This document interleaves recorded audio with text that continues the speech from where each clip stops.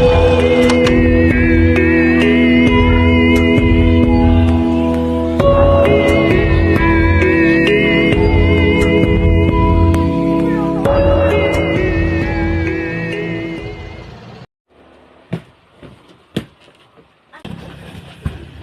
Elena? Natapos mo na ba ang chapter?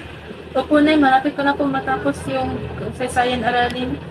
Mabuti. Ang mundo sa labas ay puno ng pangarap ang masasamang tao. Dito sa kwarto mo na ito, ang malalaman mo ang lahat ng kaalaman. Pero Nay, iniisip ko po yung kapitbahay, yung anak ng aking kapitbahay na si Jenny, 16 na rin siya po. Nakikita ko kasi siya sa labas ng ating bahay, nung malakad pa roon sa high school. Iniisip ko po na pwede ko siyang kausapin.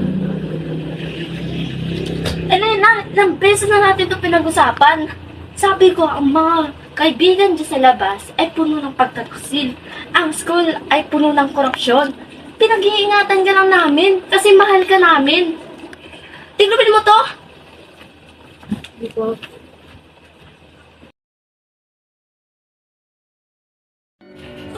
Gusto ang pag-aaral mo? Mabuti lang po na yun. May kinaibigan ka ba? Wala po. Mabuti. Tandaan mo kung pasok ka para mag-aral ha. Hindi para may pag-ibigan. Bawal ka lumabas. Hanggat di ka nagpapaalam sa akin, ha? Pero Nay, gusto ko po magkaroon ng kaibigan. Bawal makipag-kaibigan. Hindi mo kailangan ng kaibigan. Sa mundo ito, puno ng mga pagtataksil.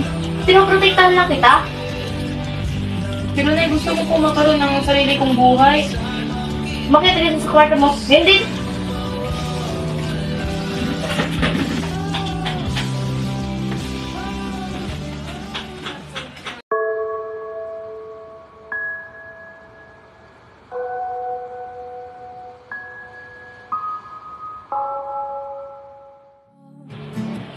Naisip ko na umalis na lang sa bahay upang magkaroon ako ng kalayaan. Alam ko naman na ang ginagawa ng aking ina ay para sa akin, ngunit ang kanyang pagmamahal ay nakakasakit. Hindi ko na kaya ang ganitong pagmamahal kung ako lamang ay masasaktan at makukulong.